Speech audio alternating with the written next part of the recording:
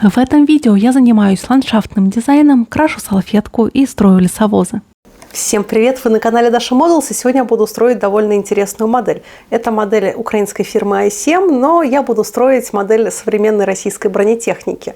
А так как эта модель довольно сложно найти на территории Российской Федерации, мне пришлось искать ее и скупать с рук.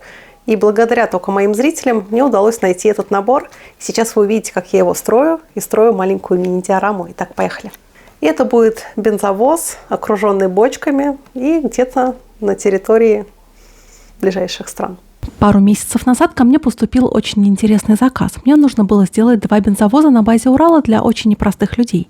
А для понимания непростоты заказчиков я скажу, что за готовыми моделями приехали люди в зеленой форме и на зеленой газели с черными номерами. И задача была довольно сложной, так как найти такие Уралы сейчас задача очень сложная. Звезда делает модель Урала 4320 в 72 масштабе. И, кстати, я ее делала для видео на канале. Но пока в линейке Звезды есть только бортовой вариант и установка РСЗО «Град». Начала я работу над подарками с оформления подставок. Модели будут в боксах, и основу я оформлю как мини-диораму. И все должно выглядеть как полевой заправочный пункт. То есть вокруг Уралов должны быть разбросаны бочки, канистры и промасленные тряпки. На основу бокса я нанесу текстурную пасту, и предварительно я спрятала края подставки малярным скотчем. Даю пасте высохнуть и покрываю ее базовой земляной краской. А купить все необходимое для постройки таких моделей и диорам можно в магазине «Модельная лавка». Там, например, можно найти такие боксы от фирмы SSM. А применяя этот промокод на свою первую покупку, вы получите скидку в 500 рублей. Ссылочка на магазин и промокод есть в описании к видео. В природе существует смоляная конверсия этого Урала в бензовоз, но только в аэродромный. И это несколько другая машина. А мне нужно было изобразить Урал именно для полевых войск и в соответствующей символике машин, которые участвуют в драматических событиях в Восточной Европе. И мне надо изобразить колею, по которой Урал проехал по пути своего следования к событиям диорамы. И я нанесу свежую текстурную пасту, слегка разбавленную водой, и запасным колесом от Урала проведу по свежей пасте. И таким образом у меня получится вполне правдоподобная колея. Главное соблюсти размеры. Поскольку тема этих событий довольно деликатная и не только на международном YouTube, но и на платформах, которые мы ошибочно считаем отечественными, некоторые моменты в работе в видео над этой моделью мне придется опустить. Например, по просьбе заказчика я сделала имитацию попрания государственного символа некоторого государства. И таково было пожелание заказчика, и причины желания этой детали на диораме вполне понятны. Да и вообще в видео придется некоторые моменты выражать в иносказательной форме, так что я прошу к этому отнестись вас с пониманием. YouTube не очень любит эту тему. А потом я нанесу клей ПВА на подставку и при помощи флокатора нанесу флок. Собственно, благодаря флокатору флок получает статический заряд и встает вертикально, как настоящая травка. Это очень удобная технология. А лишний флок я просто стряхиваю с подставки. И по иронии судьбы, единственный реальный вариант, из которого можно было осуществить задумку, были модели от фирмы i7 в 72 масштабе. И это очень древние наборы от украинской фирмы. И спустя 2 года бойкота найти эти модели на территории Российской Федерации довольно проблематично. Более 20 лет назад у них выходила линейка советской техники в 72 масштабе, и несколько моделей у меня даже есть в коллекции. Например, вот эти 2 ЗИЛКа 157 и бортовой бензиновый Урал. А также в запасах своего часа ждет еще 1 ЗИЛ. А бензозаправщиков на базе Урала у меня не оказалось, что довольно обидно. В официальных магазинах для хобби эти наборы сейчас не найти, и мне осталось только идти на электронные доски объявлений. И одну модель мне продал мой подписчик, после того, как я на своей странице в группе ВК дала клич с просьбой о помощи, а вторую модель я нашла на Авито. И я хочу разнообразить полянку цветами, ведь такие Уралы не ездят по полям для гольфа, а ездят они по обычным полям, где помимо травы бывают и цветочки, и для этих целей отлично подойдет флок соответствующего цвета.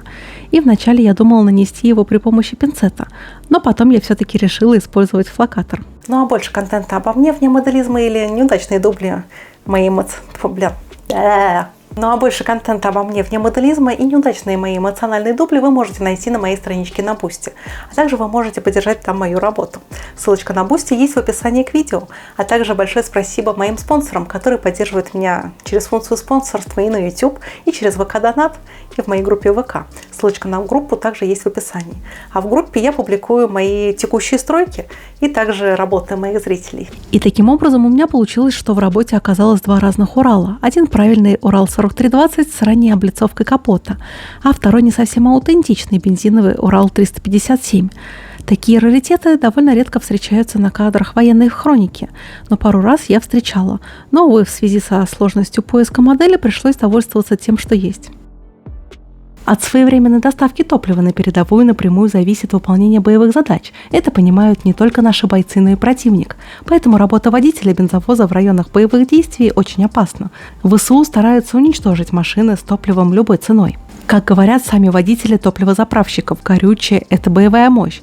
Это все понимают, и мы понимаем. Надо доставлять, дозаправлять, ездить, и бывает по-разному, и днем, и ночью, разницы нет. Команда поступает, и мы поехали. Один из важнейших объектов – это бензовоз. На них все охотятся, вычисляют, даже объявили награду за уничтожение бензовоза. Так рассказал один из бойцов. И пигментом я запылю основу, чтобы убрать излишнюю яркость полянки. Мы же все-таки моделируем поле Северного Причерноморья, а не мир Барби. Даже опытным водителям бывает страшно ехать под обстрелами, но они все равно стремятся заправить военную технику, невзирая на опасность. Если противник видит топливозаправщик, сразу начинает по нему обстрел. Очень страшно бывает, когда идут обстрелы, но мы все равно работаем, потому что понимаем, что без горючего техника никуда не поедет. Так сказал один из военнослужащих. И после того, как работа над подставкой закончена, я могу убрать защитный скотч. Теперь я займусь Уралами, и это древние модели с довольно посредственным качеством. И удивительно, как i7 до сих пор перепаковывает в новые коробки эти модели с патриотичным посылом. Довольно жутковато. Мне пришлось немного помучиться, чтобы собрать воедино шасси. Кстати, модель, которую прислал мой зритель, была наполовину собрана. И это облегчило работу над сборкой модельных раритетов. Черной краской я окрашу рамы Уралов, и при помощи красок от Мачете я намешаю защитный зеленый цвет и покрою им кабину и бочки автозаправщика. На фронте автоцистерны с соляркой – это не просто желанная, а иногда и главная цель противника. Один такой грузовик заправляет 6 танков или же 10 боевых машин пехоты. Отсюда и такие приоритеты. Бойцы подразделения горюче-смазочных материалов обеспечивают топливом все армейские части. А вот еще слова одного из бойцов. В основном стараемся мы всю работу проводить в темное время суток, ночью, но бывают разные ситуации. Иногда приходится выезжать и днем. Близость к фронту диктует свои правила безопасности и выживания техники, под запретом построения личного состава и автоколонны. Дистанция между грузовиками у нас не меньше 100 метров. Теперь время ручных работ. Мне надо окрасить двигатель, элементы кабины и огнетушители. Пункт дозаправки определяется, и об этом узнает очень узкий круг военнослужащих. Осуществляется дозаправка техники, и, соответственно, техника рассредотачивается. За 20 минут бойцы службы ГСМ успевают заправить 5 грузовиков, а спустя еще пару минут экипаж уже в пути. Следующая остановка – это танковое подразделение на линии соприкосновения.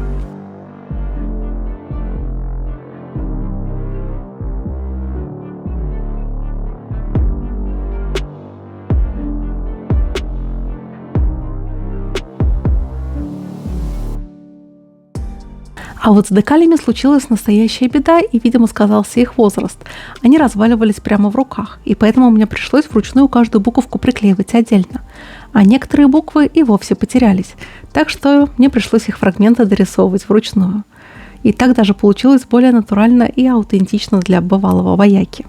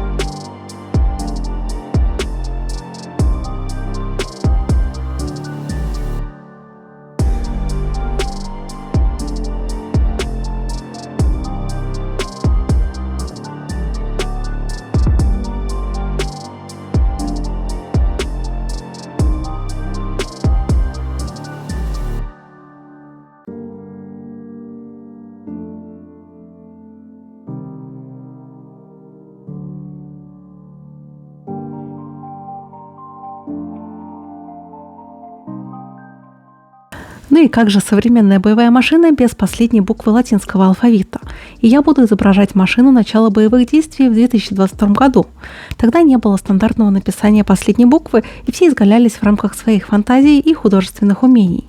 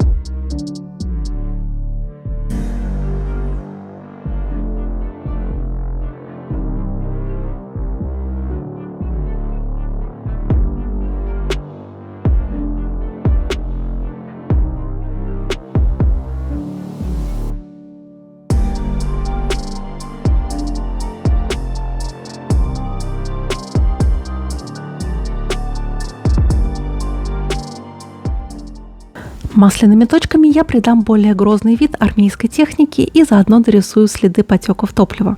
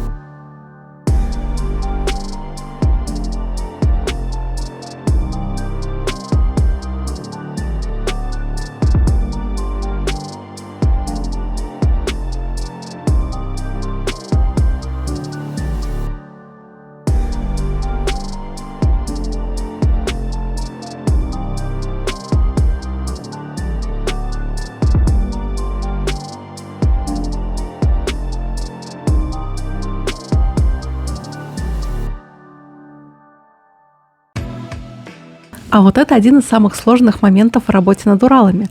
Мне надо изобразить импровизированную защиту цистерны. И делать я это буду при помощи бревнышек с Алиэкспресса. И они даже примерно похожи на бревна в 72-м масштабе. Обрежу я их бокорезами по размеру бочки и приклею их просто на суперклей.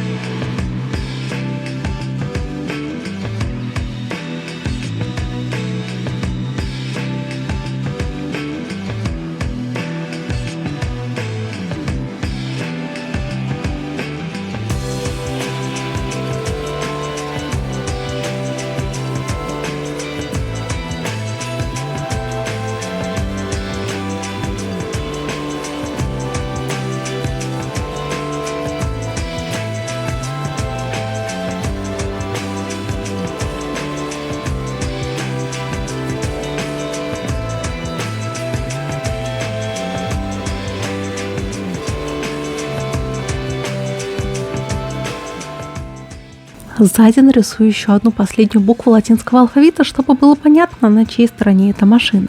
А на бампере одного из Уралов я нарисую личное имя – Атом.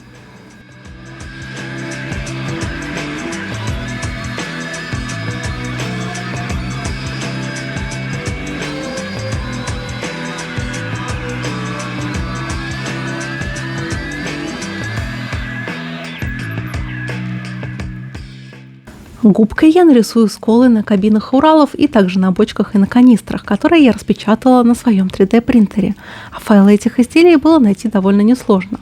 После распечатки я их окрасила в разные оттенки зеленого цвета.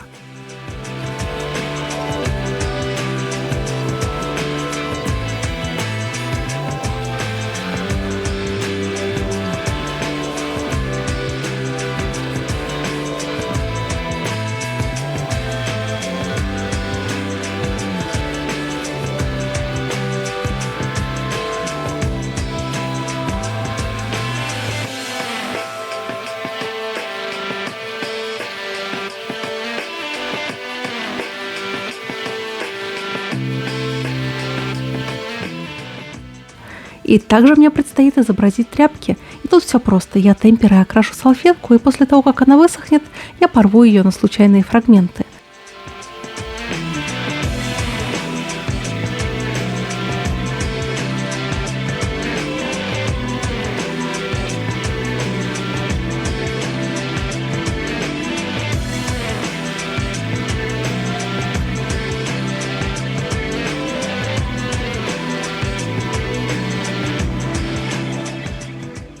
Жижицей от Омо я запачкаю ходовые части Уралов и сами подставки.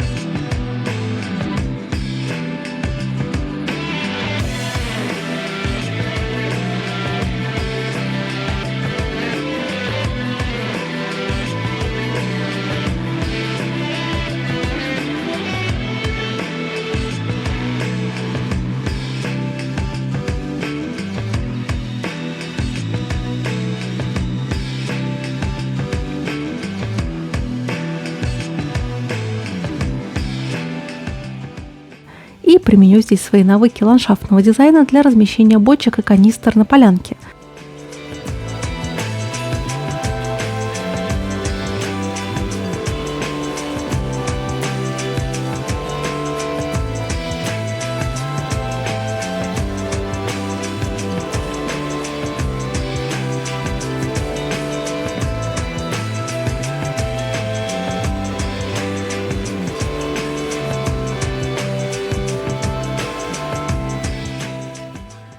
Также жидкостью от Pacific 88 я покажу потеки топлива на цистернах и на бочках.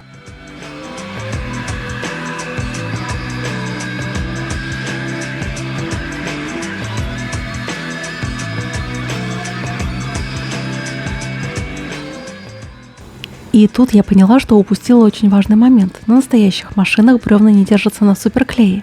Они связаны либо веревкой, либо прочной проволокой, что я, собственно, и покажу на модели. Я намотаю проволоку от зип на бревно и разрежу ее вдоль ствола. И таким образом у меня получатся проволочные полукруги. И ими я как бы скреплю бревна, сымитирую эту скрепку.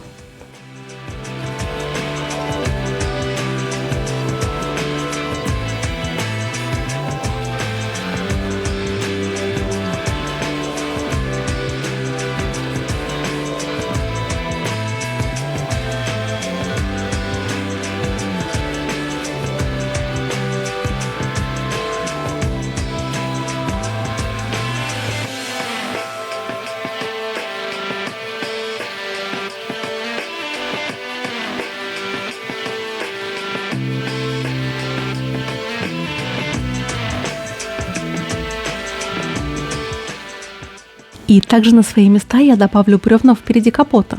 Это, видимо, тоже такая защита. И последними штрихами масла я завершу образ тыловых тружеников.